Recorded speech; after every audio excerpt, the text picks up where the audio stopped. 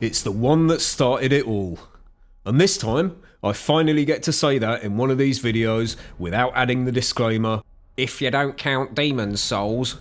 Because I am in fact talking about Fromsoftware's 2009 PS3 classic, Demon's Souls. Except, I'm not, because I'm actually talking about Bluepoint Games' 2020 PS5 remake of Demon's Souls, which is essentially the same game, but dressed up in a shiny new hat. Capiche? Bluepoint have done a fantastic job prettying up this remake, and I've talked about that already in my Some Thoughts on Demon's Souls video. But what the hell is it all about anyway? Careful now, because there's about to be more spoilers than a box set of the Fast and Furious. And please consider subscribing so I can start saving up for a PS6 with a copy of Elden Ring for a reasonable price.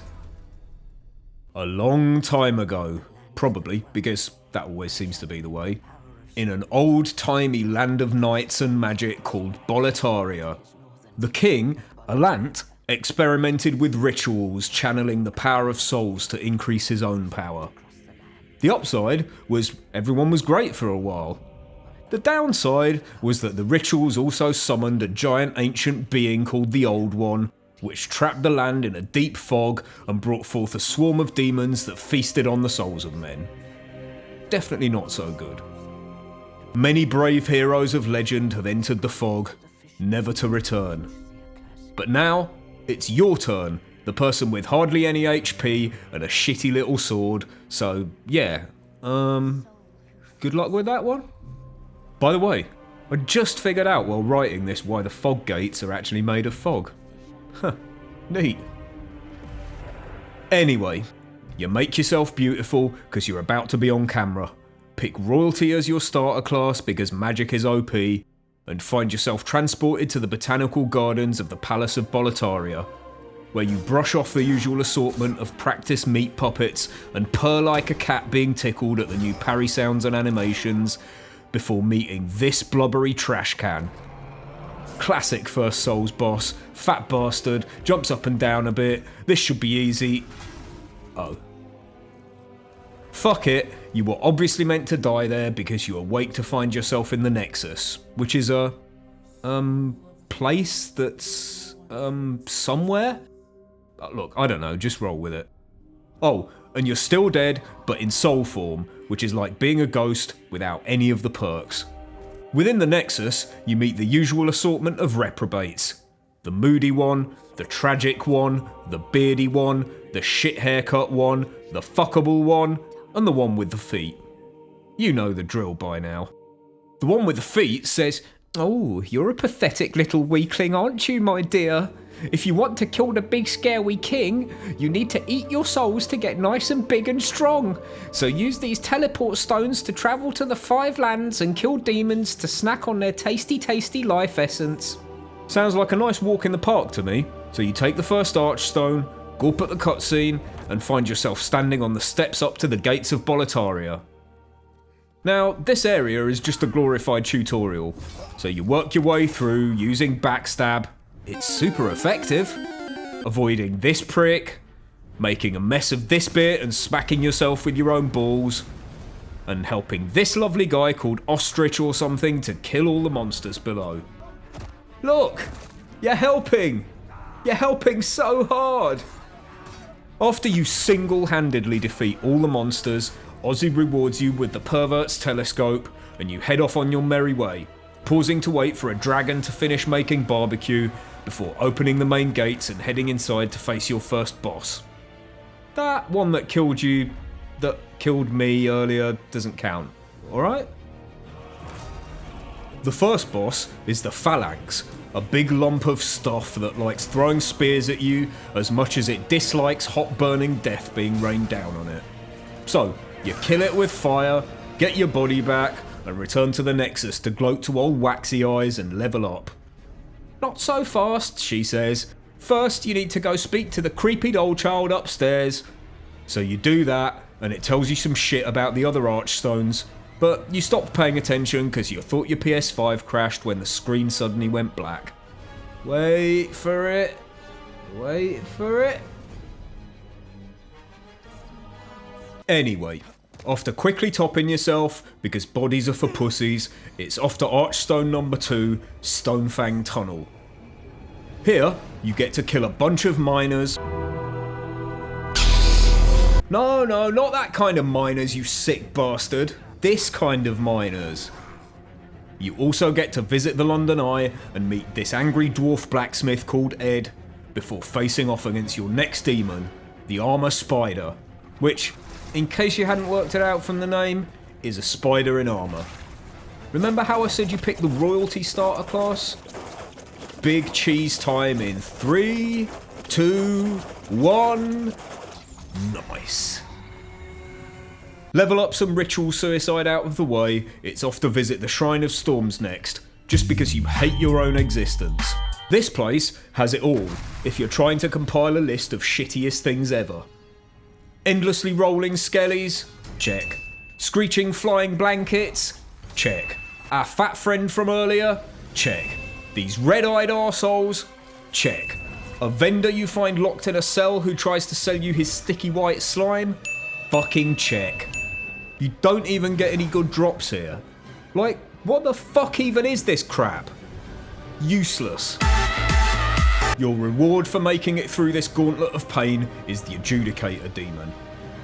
Now, someone was clearly drunk when they designed this boss, because they were like, yeah, he looks like just another fat guy, right? But he's got this huge fucking tongue, and get this right, he's got a fucking bird on his head, yeah?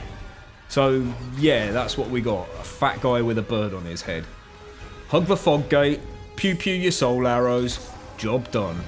Back to the first Archstone you go, because who cares about doing things in a sensible order, and you push onwards through the Lord's Path, which is basically one long dragon obstacle course, while taking a small detour to help out your friend Austria again, who might not be as fearsome a warrior as he looks, since you handle the mob of soldiers and dogs blocking his path with relative ease. And finally, you beat off some of Mama's old blue-eyed boys before facing up to this absolute unit, the Tower Knight. I mean, I assume it's Tower Knight because of his size, not Tower Knight because of his tow truck business, but who really knows, eh? Either way, you avoid getting splattered like a fly and hack his ankles until he falls down and bumps his head. Nice and easy. There's no progress past this point though, until you go and kill yourself a big daddy demon, so there's more Archstones to visit on your Whistle Stop World Tour. First, a brief detour back to the Shrine of Storms, where you meet this wonderful egg of a man who clearly wants to kick you down that conveniently placed hole right there. Now, this would have been a good trick back in 2009, but you're wise to Patch's tricks by now, so...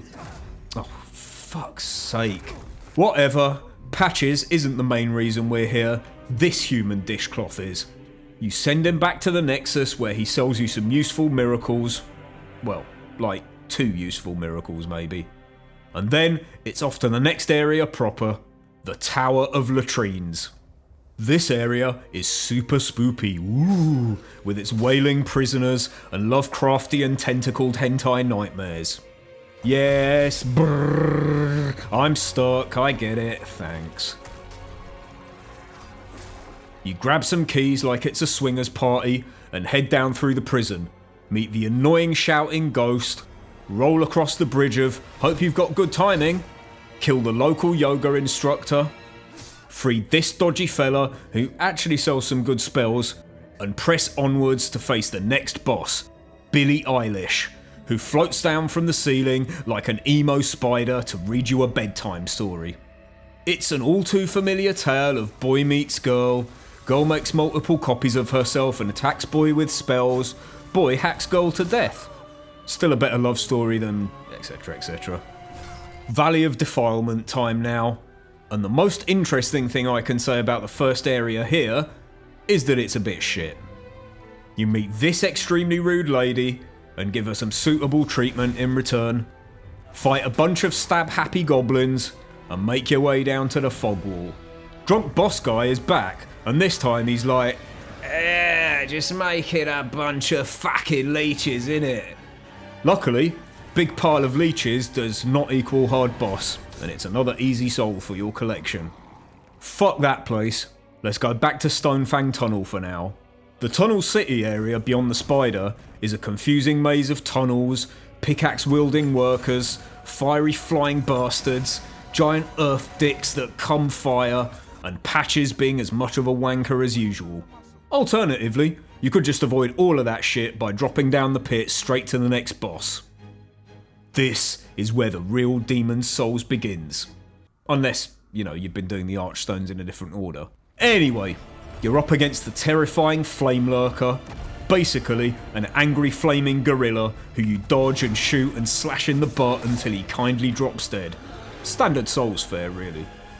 Beyond the Flame Lurker's arena, it's finally time to face off against the big boy. Contender number 1 is the Dragon God, who tempts you into a game of hide the sausage, only you're the sausage. You sneaky your way around the arena, shoot him with a couple of fucking anime looking ballistas, and chop off his goatee. Well done, sausage. Why stop at one archdemon? Gotta catch 'em all. Back to the Shrine of Storms you go to enjoy the delights of the next area here. Fuck these edgelord death cosplay pricks. Fuck these stupid broken skeletons. Fuck these screeching arseholes. And especially fuck these lanky laser beam monkey arm shitbirds. Fuck literally everything about this place. Entering the boss fight is actually a relief from the level. The boss fight itself, against the old hero, is simply a case of one blind boy versus one little ring. Who will win? Well, turns out it's the ring by quite some distance. Oi! I'm over here, dumbass! With the hero's soul pocketed, it's time for your real true objective in the game. To get revenge for Steve Irwin. You step out into the storm and face off against the Storm King and his swarm of angry ravioli birds, but you grab the Storm Ruler sword and chop them into leathery confetti before splitting the sky open to slaughter the big dude himself. That's for Steve, you stingray fuck. Now there's a couple of archdemons in the bag, you can take a quick detour back to the palace beyond the Tower Knight, where you help Oswald fight off some more dudes.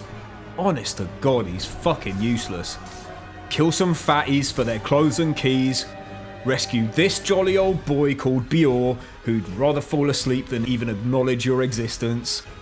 Play dress up to blend in with the locals, and free the witch Yoria. Why did you do all this now? Because Yoria sells the most broken spell in the game. I'll have some of that, thanks. Firestorm in hand, it's back to the valley. And if you liked the first area, you're gonna love this one, with its poisoned swamp, and poisoned jellyfish, and poisoned enemies, and poisoned flies, and yeah, you get it. Reaching the boss here is a massive ball ache, but at least you get your hands on the Moonlight Swag Sword along the way. Ooh, sparkly. Boss time now, and it's the Dirty Colossus, who sounds more like a depraved sex act you'd find on Urban Dictionary than a boss. Time to test out Firestorm, I guess. Yeah, okay, that works as intended.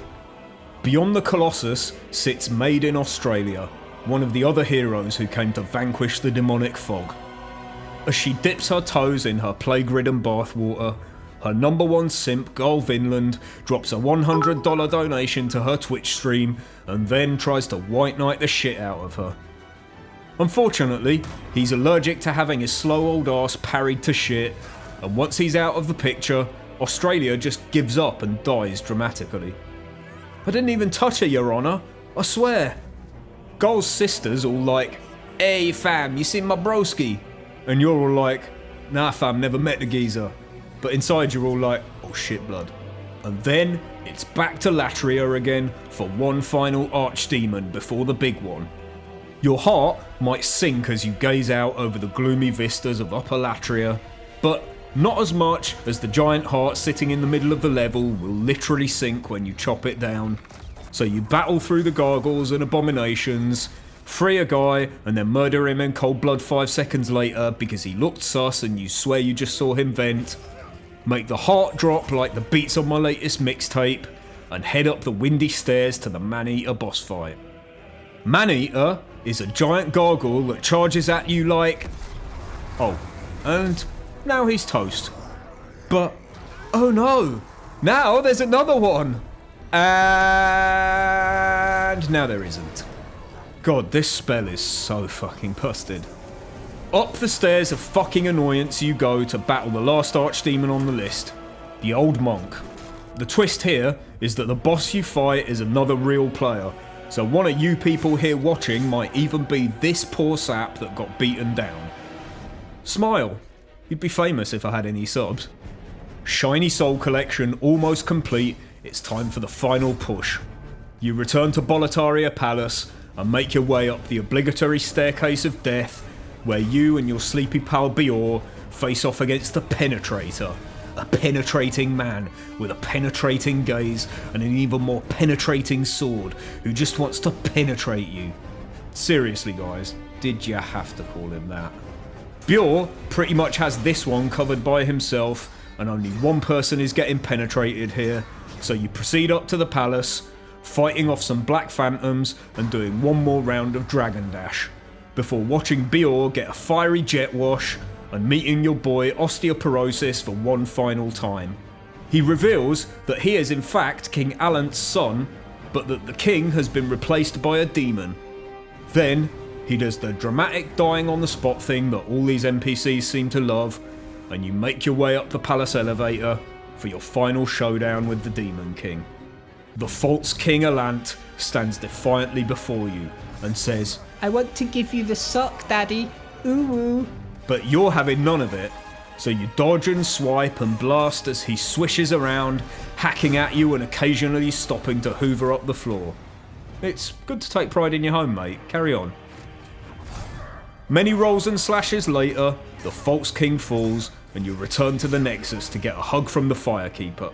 I mean, the Maiden in Black. Now, just a hug would have been fine, but Feats McGee wants to go the whole way. Get it? 'Cause you fall into a hole? And you find yourself below the Nexus, face to face with the Old One itself, a beautiful giant ancient tree monster.